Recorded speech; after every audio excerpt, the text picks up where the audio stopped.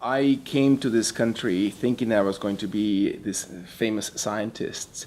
Life turns many different ways, and when we are surrendered to it, and it just takes you exactly where it needs to go. So I ended up in a very difficult situation because I was an immigrant, and so I was just in this interim time where nobody wanted to hire me. They were rather hire legal residents than a foreign exchange student or a foreign international student. So I ended up in this job that I never thought I was going to be, which is a substitute teacher. Then I moved on fairly quickly to middle school, high school. Then I immediately was recruited by the largest school district and one of the largest school districts in the nation, Houston ISD, to start a new school for immigrants. And then I was developing my, the dream job, right? I developed my science lab, I furnished it, I created and designed it the way I wanted it. I started writing the curriculum for the science department. Finally, a couple of years into it, I was like, okay, I've done it. What else? These kids are still amazing because there's immigrant kids who are really having the drive and the thing to, succeed in this country. They will be able to be okay. What else do I need to look for? I'm very impatient, I guess. I'm not very, I don't like to stagnate myself.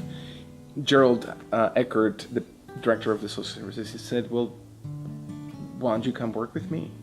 We work with I have interest in young adults. You have a lot of experience with young adults, and now you can work with young adults who are experiencing homelessness.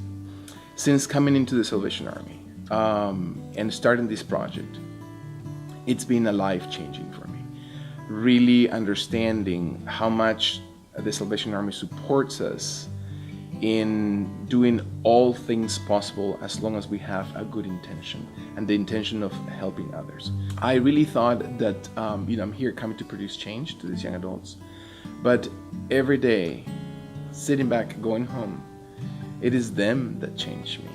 It is their stories, the resilience of their stories, their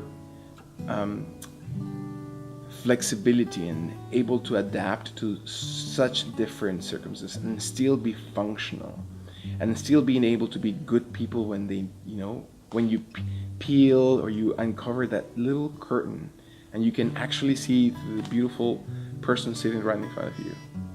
And that's the same person that, a week ago cursed me out and, gave me the finger. And then you're sitting next to him at the table having a conversation about restorative justice and they smile and you can see. And from them showing that, from then seeing their change, it's inspiring. And then I look at my life and I look at all the things that I have and I laugh about, all the things I might be stressed about when I really look at an, 18, 22-year-old who's really having such a difficult time and so fun to be around still and so full of life and desire and so full of hope. And that is the common denominator of all of them. They're so full of hope. So it is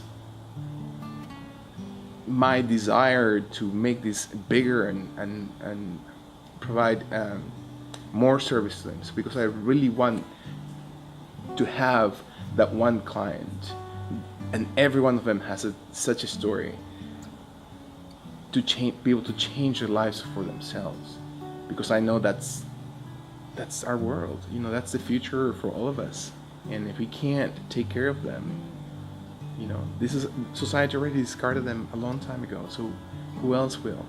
And that's what I learned from the Salvation Army too. We're really looking at the ones that really need us. And the ones that know that we're not successful in any other system. Salvation Army has taught me to really look at those who really are at the bottom, who really are reaching to that rock bottom. And that's where we walk in, and we just directly walk in. And so Salvation Army has really taught me, as cliche as that might sound, to really understand love in a practical sense. So what does love look like?